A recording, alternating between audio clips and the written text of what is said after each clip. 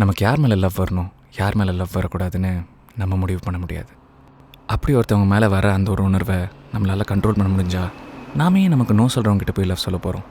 நமக்கு யார் ஓகே சொல்கிறாங்களோ அவங்களே லவ் பண்ணிட்டு போயிடலாம்ல.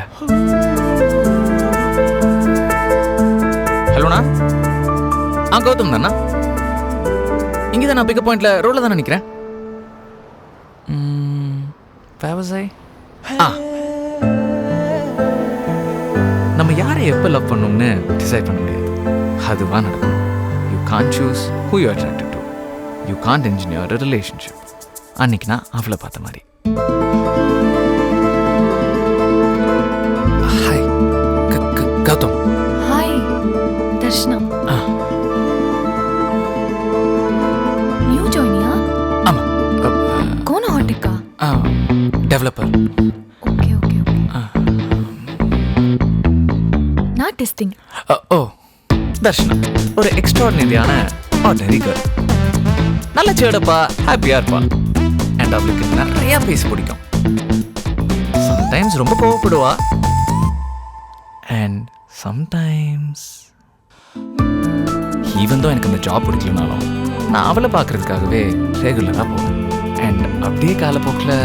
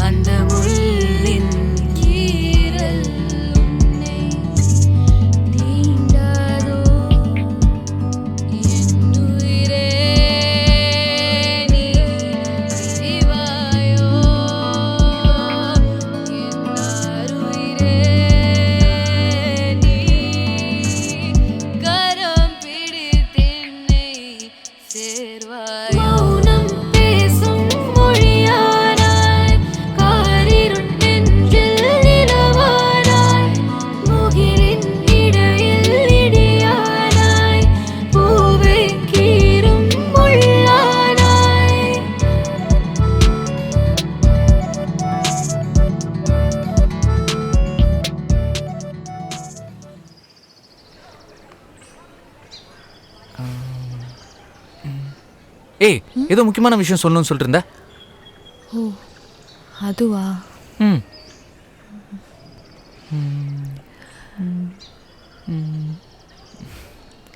கௌதம் அங்க பாரு. எங்க? அங்க கீழே பாரு, லெஃப்ட் சைடுல ஒரு கப்பிள் சண்டை போட்டுட்டு இருக்காங்க பாரு. ஆமா, அந்த பொண்ணு எப்படி திட்டிட்டு இருக்காள் அந்த பையனை. ஏய் அவன் ஏதோ தப்பு பண்ணி திட்டு வாங்குற மாதிரி இருக்குடா. ஒழுங்கா பாரு, அந்த பையனை பார்க்க அப்ராணி மாதிரி இருக்கான். அந்த பொண்ணு பச்சாரி மாதிரி திட்டிட்டு இருக்கா.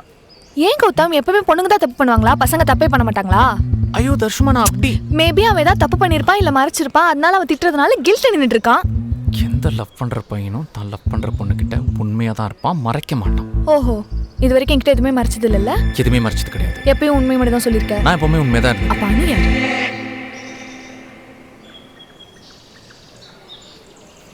உனக்கு அனு பத்தி எப்படி?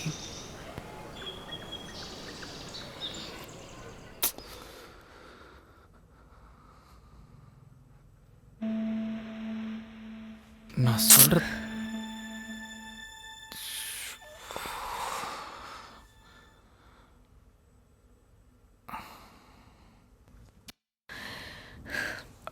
எனக்கு 2 வருஷத்துக்கு முன்னாடியே எல்லாமே தெரியும். உனக்கு தெரியாம உன்னோட ஃபேஸ்புக் ஐடி ஓபன் பண்ணி சாட்ஸ்லாம் படிச்சேன். உங்க மெசேஜ்லாம் படிச்சா யார் வேணாலும் சொல்லிடுவாங்க நீங்க 2 பேரும் லவ் பண்றீங்கன்னு. ஆனா நான் தான் உன் ஃபர்ஸ்ட் லவ்னு சொன்னேன். ஆனா எனக்கு முன்னாடி உனக்கு ஒரு லவ் இருந்திருக்கு. அது இவ்வளோ வருஷமா சொல்லாம மறைச்சிட்டல்ல. உனக்கு ஒரு லவ் இருந்திருக்கிறதுலாம் எனக்கு எந்த பிரச்சனையும் கிடையாது. ஆனா நீ அதை பத்தி என்கிட்ட ஷேர் பண்ணிருக்கணும்ல. இன்னும் 2 மாசத்துல நம்ம கல்யாணம் பண்ணிக்க போறோம்.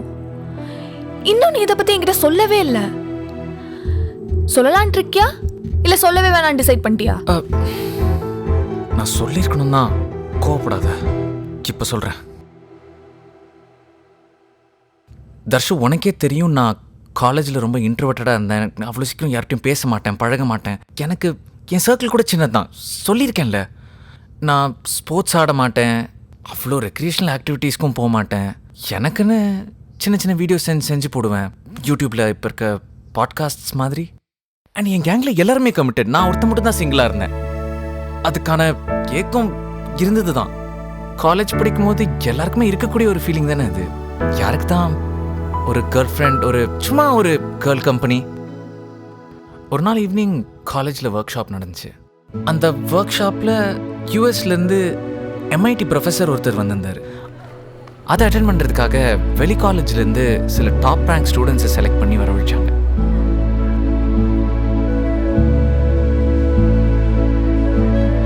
அப்போ அங்கே ஒரு பொண்ணு வந்திருந்தா.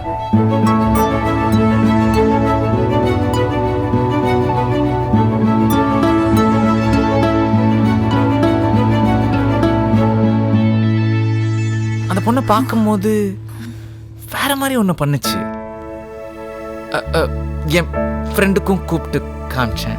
டே, அந்த பொண்ணு பாரு மச்சான், அவன் எனக்கு மேல எக்ஸைட் ஆயிட்டான். என்னடான்னு பார்த்தா டக்குன்னு அந்த பொண்ணுகிட்ட போய் பேச ஆரம்பிச்சிட்டான்.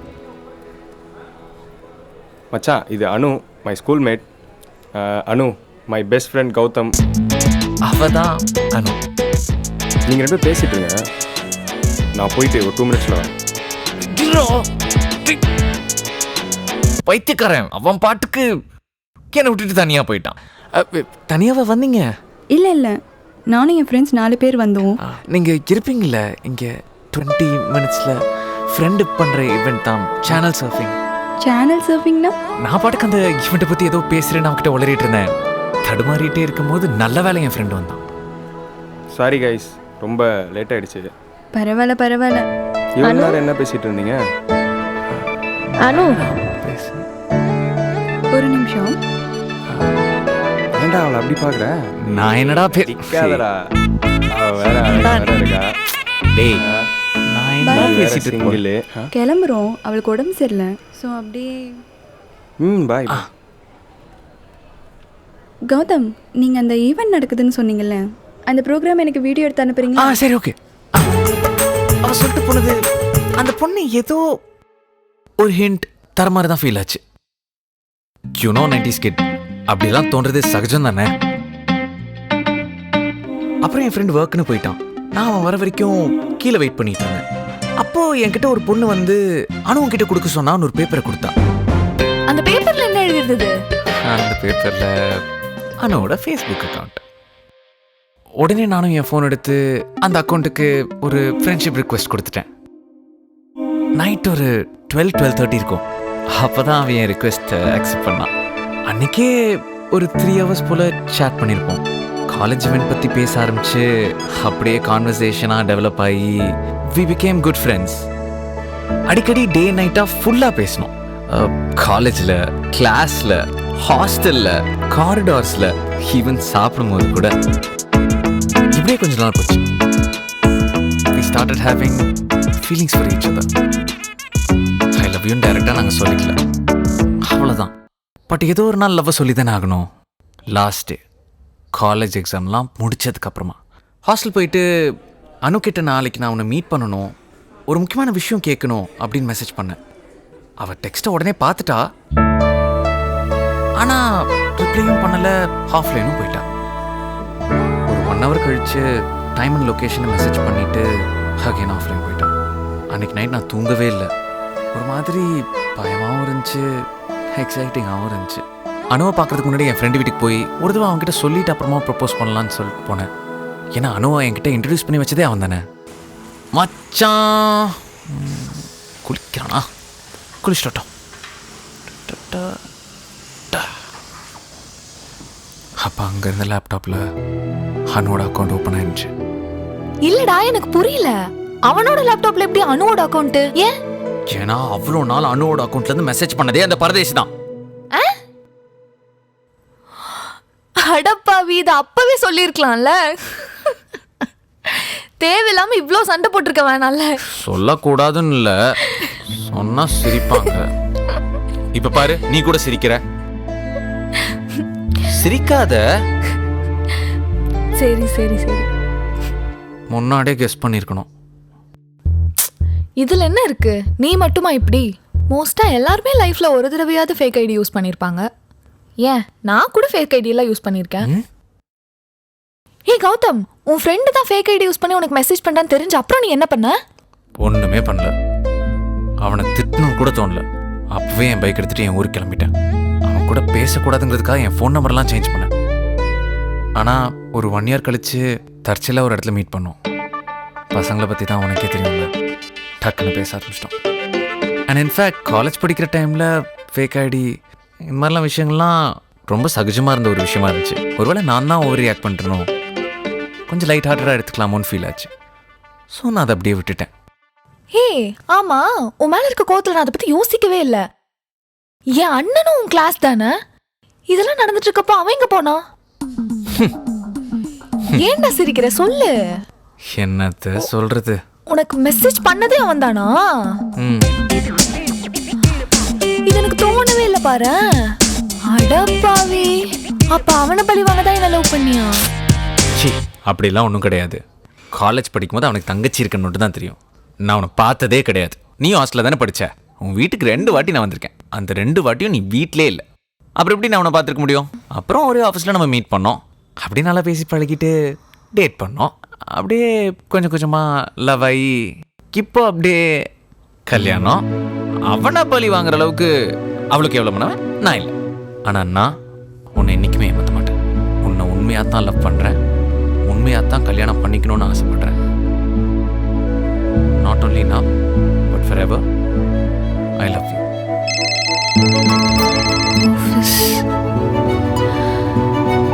இரு பேசிட்டு வரேன்.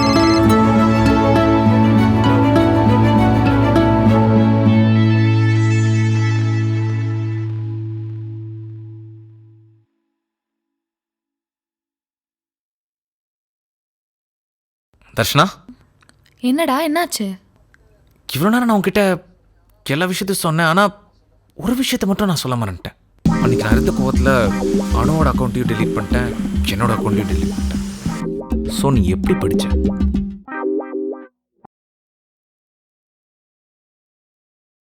சரி, நம்ம எப்போ ஃபர்ஸ்ட் டைம் மீட் பண்ணோம் உனக்கு ஞாபகம் இருக்கா?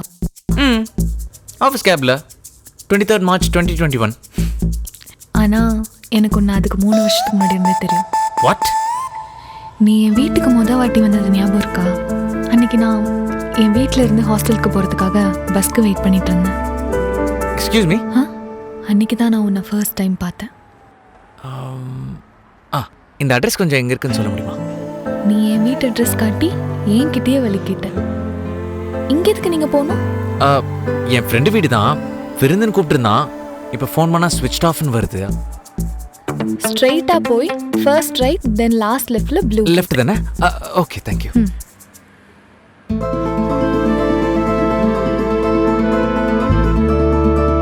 என் அண்ணன் எப்போவுமே உன்னை பற்றி தான் பேசிகிட்டு இருப்பான்.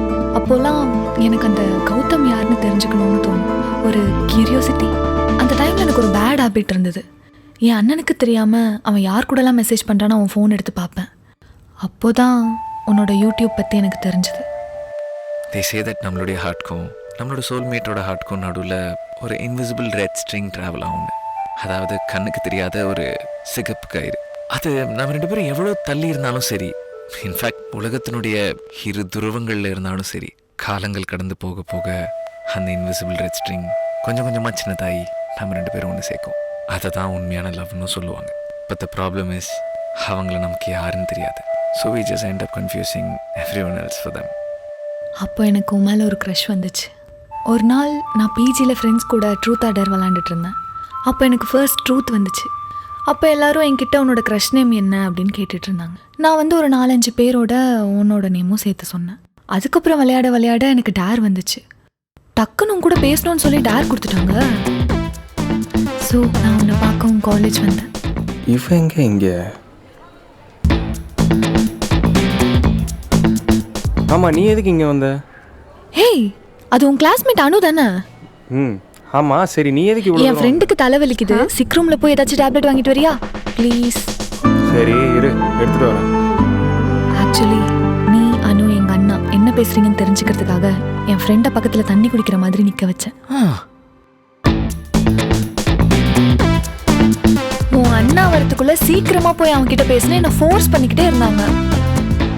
நான் பயத்தில் அங்கேயே நின்றுட்டு இருந்தேனா அதுக்குள்ள பாலா வந்துட்டான். அவன் போக சொன்னதுனால உன்கிட்ட பேச முடியலையேன்னு நான் வருத்தமாக நின்றுட்டு இருந்தேன். அப்போ என் ஃப்ரெண்ட் எனக்கு ஒரு ஐடியா கொடுத்தா. சின்ஸ் அவள் அங்கேருந்து நீயும் அனுவும் பேசுகிறத கேட்டதுனால she came up with an idea. அதுதான் ஃபேக் ஐடி யூஸ் பண்ணி உனக்கு மெசேஜ் பண்ணுறது. அதுக்கப்புறம் வேகமாக போய் ஒரு ஃபேக் ஐடி கிரியேட் பண்ணி அதில் அனுவோட ஃபோட்டோ அண்ட் நேமை சேஞ்ச் பண்ணி ஒயிட் பேப்பரில் எழுதி என் ஃப்ரெண்டு கிட்ட கொடுத்து உன்கிட்ட கொடுக்க வச்சேன். அப்படி தான் அனு மாதிரி நான் உன்கிட்ட பேச ஆரம்பித்தேன்.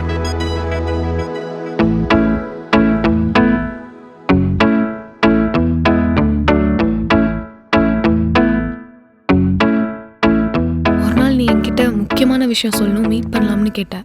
நீ சடனாக மீட் பண்ணலான்னு கேட்டதும் எனக்கு என்ன பண்ணுறதுனே தெரியல. பட் இப்படியே மெசேஜ்லேயே லைஃப் லாங் பேசிகிட்டு இருந்துட முடியுமா என்ன? உனக்கு எப்படியும் ஒரு நாள் தெரிய தானே போகுதுன்னு நானும் மீட் பண்ணுறதுக்கு டைம் அண்ட் பிளேஸை சொன்னேன். சார்ஜ் இல்லையா? ஐயோ, ஸ்விட்ச் ஆஃப் ஆக போகுது.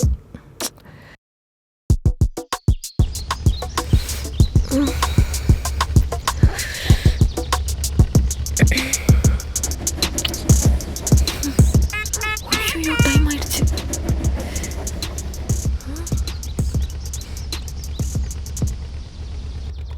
ஐயோ, என் ஃபோன் ஸ்விட்ச் ஆஃப் ஆயிடுச்சுன்னு என் லேப்டாப் எடுத்து ஃபேஸ்புக் ஓப்பன் பண்ணி உன் மெசேஜை பார்த்தேன்.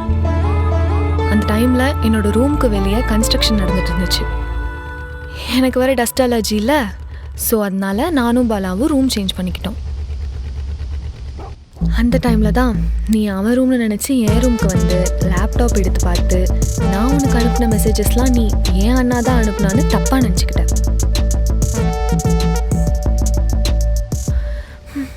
லேப்டாப் என்ன எதையும் காணோம், என்னாச்சு? பாலா, கௌதம் வந்திருந்தான், உள்ள வெயிட் பண்ண சொன்னேன்.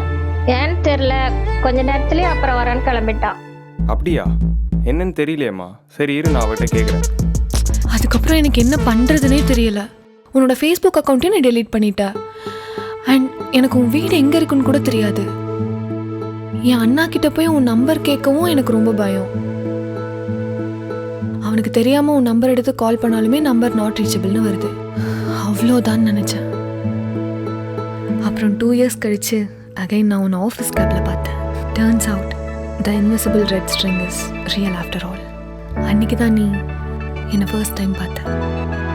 பாலா கிட்ட நான் சண்டை போட்டு பேசினப்போ அவன் இதை பற்றி எதுவுமே சொல்லியே. ஏதோ அவன் தான் மெசேஜ் போட்ட மாதிரி சாரிலாம் கேட்டான். ஆக்சுவலாக நானே போய் பாலா கிட்ட நடந்தது எல்லாமே சொன்னேன். அவன் கோவப்படுவான்னு நினச்சேன், பட் இன்ஸ்டெட் அவன் ரொம்ப சந்தோஷப்பட்டான். ஆஃப்டர் ஆல் அவனுக்கும் நீ தானே அவனோட ரொம்ப பெஸ்ட் ஃப்ரெண்ட். தென் நான் அவன்கிட்ட எக்ஸ்பிளைன் பண்ணேன். கௌதம் கிட்ட நானாவே போய் கன்ஃபெஸ் பண்ணுறேன், நீயா எதுவும் சொல்லிக்காத நான் உன்கிட்ட ரெக்வெஸ்ட் பண்ணேன். நானும் நிறைய வாட்டி உன்கிட்ட சொல்ல ட்ரை பண்ணுவேன், பட் முடியல. அதனால்தான் எப்படியாவது இன்னைக்கு இதை பற்றி சொல்லிடணும்னு வந்தேன். சரி, அப்புறம் எதுக்கு ஒன்றும் தெரியாத மாதிரி என்கிட்ட சண்டை போட்ட? அதுவா? இல்லை, எப்படியும் நான் இதை பற்றி சொன்னால் என்னை திட்ட தான் போகிறேன். அதுக்கு முன்னாடி உன் சைட் ஆஃப் த ஸ்டோரி கேட்கணும் போல தோணுச்சு. அதான் ரோட்டில் இருக்க கப்பில் வச்சு ஒரு ட்ராமா பண்ணேன். இல்லை, என்னை பார்த்தா என்ன ஈவா குமார் இருக்கா? அசால்ட்டா இன்னைக்கு வெள்ளிக்கிழமை மாதிரி எல்லா விஷயத்தையும் சொல்லிருக்கீங்க. சாரி. இல்லை, என்ன சாரி? ஐயோ, எனக்கு புரியுதுடா. ஆனால் நான் கல்யாணம் ஆகிறதுக்கு முன்னாடி உங்ககிட்ட இதை சொல்லிட்டேன்ல. நம்ம லவ் பண்ண ஸ்டார்ட் பண்ண டைம்ல இது சொல்லிருக்கலாம்ல. அதை தான் நான் சொல்ல நிறைய வாட்டி ட்ரை பண்ணேன், பட் என்னால் சொல்லவே முடியல. எனக்கு நீ என் அண்ணன் கிட்ட கோச்சுக்கிட்ட மாதிரி என்கிட்டயும் கோச்சுப்பியோன்னு எனக்கு பயமா இருந்துச்சு.